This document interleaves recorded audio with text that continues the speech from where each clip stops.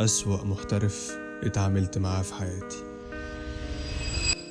الجملة دي ما قالهاش أي حد، ده قالها ستيف بروس بنفسه، واحد من أكتر المدربين خبرة في البريمير ليج، وكان بيتكلم عن لاعب مصري توقع له الجميع مستقبل كبير وهو عمرو زكي.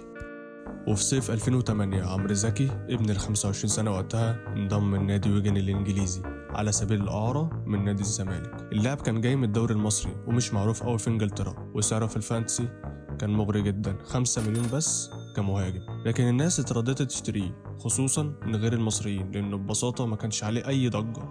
وضده وست هام بدأ عمرو زكي يعلن عن نفسه، وبعد كده الدنيا ولعت. سجل في 6 مباريات متتالية وخلص أول 10 جولات وهو متصدر ترتيب الهدافين ب8 أهداف. في الفانتسي الناس جرت تشتريه وبقى الفرعون المصري ترند في إنجلترا. في نص المقال خلينا نفتكر الجملة اللي هزت الوسط الكروي: عمرو زكي أسوأ محترف اتعاملت معاه